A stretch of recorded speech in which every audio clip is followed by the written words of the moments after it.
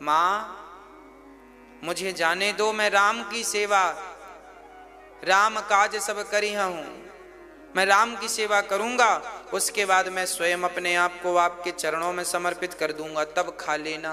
सत्य कहूं मोहि जान दे माई, कह रहे हैं हनुमान जी, पर सुरसा कहती है नहीं, हम तो अभी खाएंगे।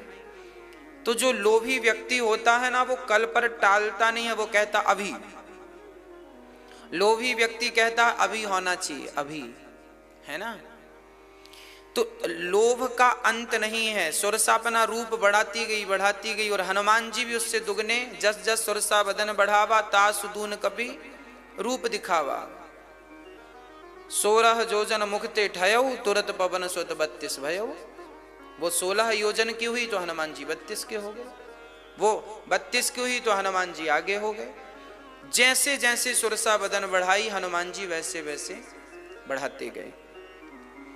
हनुमान जी समझ गए कि देखो आगे बढ़ना है तो रास्ता रोकने वाले सुरसा जैसे बहुत मिलेंगे। याद रखिएगा, जब आप भी आगे बढ़ेंगे तो सुरसा जैसे लोग आपको रास्ता रोकने वाले बहुत मिलेंगे, और जब रास्ता रोकने वाले सुरसा जैसे आपको मिले तो उनसे बचना कैसे है? बोले उनके सामने आप बड़ा बनेंगे तो बात बिगड़ती जाएगी। उनके सामने आप हार करके कह दीजिए भाई आप ही बड़े मैं ही छोटा, कहाँ प्रपंच करें हम आपसे, आप बड़े हैं ठीक है हम आपको प्रणाम। हनुमान जी वहां पे क्या हुए? छोटे, अति लघु रूप पवन सुत लीन्हा। हनुमान जी छोटे बन गए। जीवन में ये देखिए, ये कथाएं हम सबको याद हैं, आपने भी सुनी होगी, कभी कभी हमने भी आपको सुनाई, आपने भी सुनी होगी, पर इसका सार तत्व क्या है? ये कथाएं हमारे ऋषि मुनियों ने क्यों लिखी हैं? इनके पीछे का सार क्या है?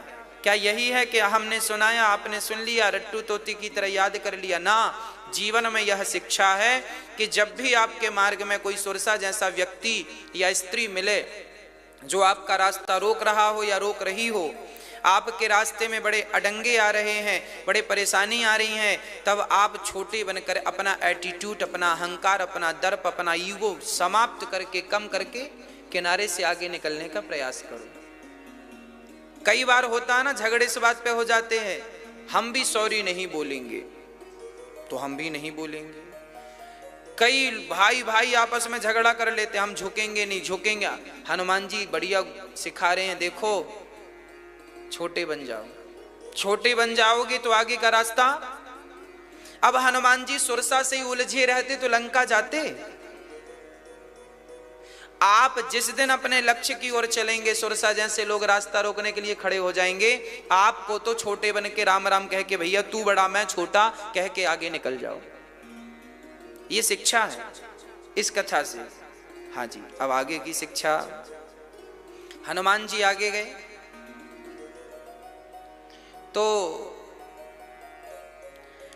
हनुमान जी लंका गए तो वहां एक राक्षसी और मिल गई, नाम लंकनी एक निश्चरी। वो भी हनुमान जी को जाने नहीं दे रही है, कह रही है मोर आहार जहां लगी चोरा, कहां जा रहे हो? हनुमान जी बोले लो हमें चोर कह रही है। हनुमान जी ने खड़े होकर एक मुट्ठिका जमाई। कहने का अर्थ यह है कि जब भी आप भक्ति की ओर बढ़ेंगे, हनुमान जी किसकी ओर बढ़ रहे हैं? सीता की ओर। सीता कौन है? भक्ति माता है, भक्ति की स्वरूपा है। जब आप भक्ति की ओर बढ़ेंगे तो लंकनी जैसी लोग, तो लंकनी जैसी राक्षसियां तो मिलेंगी जो कहती हैं कहां जा रहे हो। जब आप ज्यादा माला वाला जपने लगो, भजन करने लगो ना, तो कुछ लंकनियां कहती हैं बड़ी मीरा बन रही है। ये लंकनी है सब। आप भगवान की तरफ बढ़ेंगे तो लोग ताने मारने लगेंगे, बड़ी मीरा बन रही है। कहते हैं कि नहीं? हाँ या ना?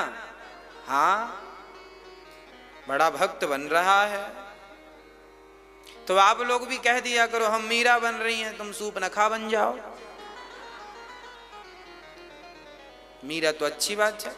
हनुमान जी ने एक मुट्ठी का, ऐसों को मुंह पे मुटका मारना चाहिए। हनुमान जी मार रहे हैं, आप ना मार देना जोर से, नहीं दांत वात टूट जाए। हनुमान जी ने इतने जोर से मारा, दांत पूरी 32 बाहर आ गई। मुट्ठी का एक महाकवि हनी रुधिर बमत, खून गिरने लगा और संभल के खड़ी हो गई। कुछ लोगों को ना बातें समझ में नहीं आती, लाते ही समझ में आते हैं, है ना।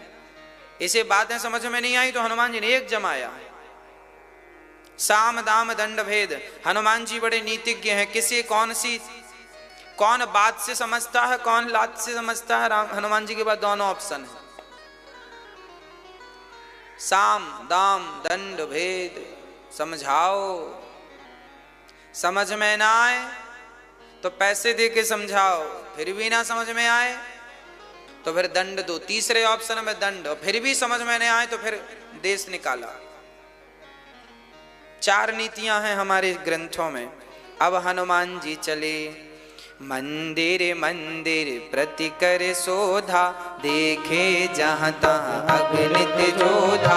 गयाऊँ दसानन मंदिर माही, अति विचित्र कहीं जात सुनाही।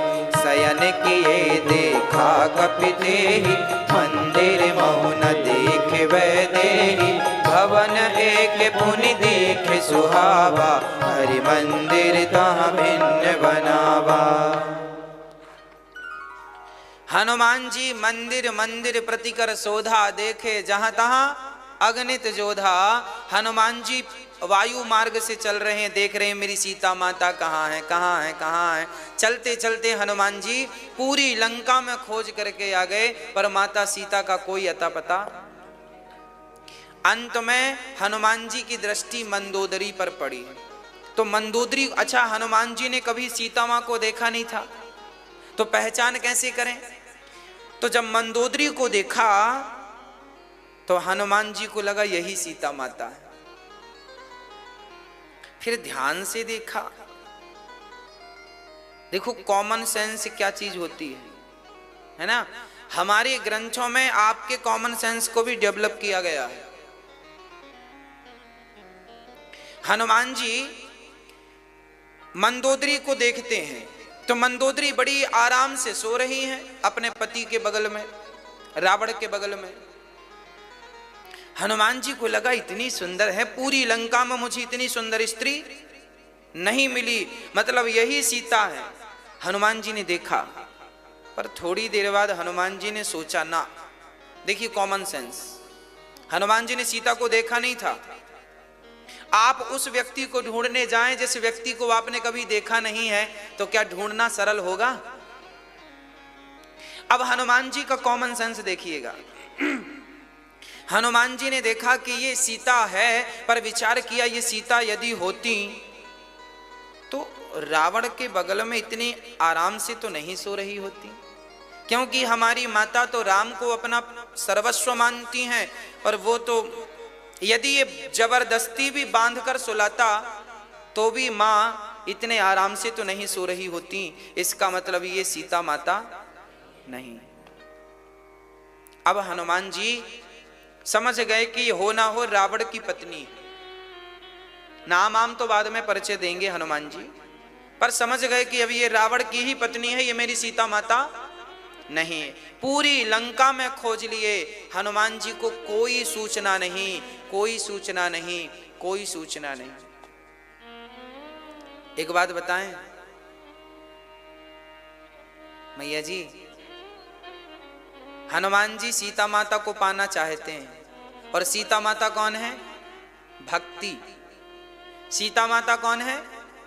भक्ति है, भक्ति स्वरूपा है। और याद रखना, भक्ति तब ही प्राप्त होती है जब कोई भक्त प्राप्त हो। जब तक भक्त नहीं मिलेगा तब तक भक्ति, हाँ जी, इसलिए लंका में पहले हनुमान जी को भक्ति नहीं मिली, पहले हनुमान जी को कौन मिला? भक्त मिला। कौन भक्त मिला? रामायुध अंकित ग्रह, शोभा बरनि न जाय, नव तुलसी का वृंद तहां, देखे हरस कबीराय। लंका में सारी लंका से बिल्कुल अलग एक घर दिखाई पड़ा हनुमान जी को। सामने तुलसी लगी थी, ऊपर द्वार पर लिखा था रा, एक तरफ लिखा था माँ। हनुमान जी को लगा राम नाम यहां लंका में लिखा है। शंख चक्र बने थे ऊपर, वाह। घर के ऊपर क्या निशान था? शंख चक्र का, वाह सुंदर। हनुमान जी समझ गए ये कोई भगत का घर है, पर हनुमान जी को डर भी था कि हो सकता है ये रावण की माया हो, क्योंकि रावण बहुत मायावी था। अब हनुमान जी कन्फर्म कर रहे हैं, पर कन्फर्म कैसे करें? हनुमान जी वहां पंडित जी बन के खड़े हो गए। हनुमान जी कह रहे हैं लंका निश्चर निकर निवासा, यहाँ कहाँ सज्जन कर वासा। लंका निश्चर निकर निवासा, यहाँ कहाँ सज्जन कर वासा। उसी समय मन महु तरक करें कपिलागा, ते ही समय विभीषण जागा। राम राम ते ही सुमिरन कीन्हा, हृदय हरस कपि सज्जन चीन्हा। यही सन हठि करि हऊँ पहचानी, साधु ते होहि न कारज हानि। अब क्या हुआ? हनुमान जी विचार करने लगे लंका में ये कैसे रह सकते हैं, कोई भगवान का भक्त कैसे? ला रावण की माया है। हनुमान जी भी डर गए, रावण की माया है। उसी समय सवेरे के 4 बज रहे थे। जैसे ही 4 बजे, लगभग 4 सवा 4, मुर्गा ने कुकड़ू कू किया। उसी क्षण विभीषण जाग गए और जागती क्या बोले? राम राम ते ही सुमिरन कीन्हा। देखिए कितना बढ़िया संकेत है। अच्छा, विभीषण ने जागते ही राम राम क्यों बोला? आप बता सकते हैं? क्योंकि वो राम नाम लेते लेते सोए थे। आप राम राम बोलते बोलते सो जाएंगे तो जागेंगे तो पहला शब्द राम ही निकलेगा। इसलिए आपसे कहा करता हूं कि राम को देखो। विभीषण ने क्या राम को देखा था? नहीं देखा ना। अब समझिएगा, इशारे को समझिएगा, शास्त्रों के इशारे क्या हैं। विभीषण ने कभी राम को और हनुमान जी ने कभी सीता को, देखिए समझिएगा, सीता को कभी हनुमान जी ने नहीं देखा था। अच्छा, विभीषण ने सीता को देख लिया था। रावण लाया तो सब देखने जाते थे, तो विभीषण जी भी गए सीता माता का दर्शन करने। अब तो लंका में है ना, तो दर्शन तो कर ही आ सकते हैं। तो सीता को तो देख लिया विभीषण जी ने, पर उन्होंने राम को, और हनुमान जी ने राम को तो देख लिया, पर उन्होंने सीता मैया को। अब देखिएगा, कहने का अर्थ यह है मेरी मां कि भगवान तब तक नहीं मिलेंगे, भगवान तब तक नहीं मिलेंगे जब तक हनुमान जैसे संत नहीं मिलेंगे।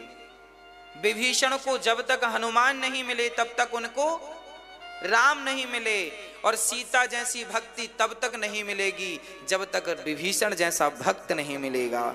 हाँ, भक्त मिले तो भक्ति मिले, और संत मिले तो भगवंत मिले। संत मिलेंगे तो भगवंत मिलेंगे, और भक्त मिलेंगे तो भक्ति मिलेगी। ये देखिए संगम है दोनों भक्तों का, एक संत का और एक भक्त का संगम है।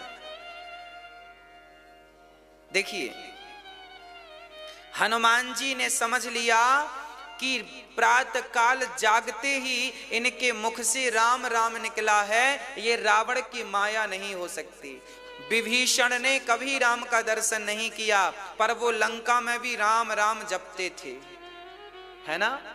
इसका अर्थ, इसका सार क्या निकला? इसका सार तत्व यह है मेरी मां कि भगवान को ना आपने देखा है, ना मैंने देखा है, ना विभीषण ने देखा है, पर नाम को आपने भी सुना है, मैंने भी सुना है, शास्त्रों ने सुनाया है। जब नाम जपेंगे तो नामी अपने आप आ ही जाएगा। नाम तो नाम है और नामी तो राम है। हम नाम जप रहे हैं राम का, और राम नाम है, तो नामी कौन है? नाम है राम, तो नामी कौन है? राम। राम आ जाएंगे, नाम जपो, राम अपने आप आएंगे। विभीषण जी ने लंका में कुछ नहीं किया, केवल एक काम किया है, सुबह से शाम तक राम राम जपते हैं। और राम राम जब जपते हैं तो याद रखियो, सच कहता हूं मेरी माँ, ये बात किसी ग्रंथ में लिखी नहीं है, पर मैं आज अपना भाव आपके सामने प्रकट करता हूं। यदि राम 14 साल के लिए वनवास आए हैं, तो राम जी केवल 3-4 लोगों के कारण वनवास आए हैं। पहला तो जटायु के कारण, दूसरा माता शबरी के कारण, और लंका तक आने की राम को जरूरत नहीं थी। राम तो अयोध्या से बाण छोड़ते तो रावण मर जाता, पर विभीषण जैसे भक्त से मिलना था, दर्शन देना था, इसलिए राम जी लंका तक गए। इसलिए राम जी लंका तक गए। विभीषण जैसे भक्त यदि लंका में हैं, और ये भी याद रखिएगा कि राम जी ने रावण को तब तक नहीं छुआ, तब तक नहीं मारा, जब तक रावण के पास विभीषण जैसा हीरा था। और रावण ने विभीषण को लात मारा, तो रावण ने विभीषण को लात नहीं मारा, रावण जब ही विभीषण त्यागा, भयऊ विभव बिनु तबहि अभागा। अस कही चला विभीषण जबहि, आयुहीन भय सब तबहि, साधु अवज्ञा तुरत भवानी, कर कल्याण अखिल के हानि।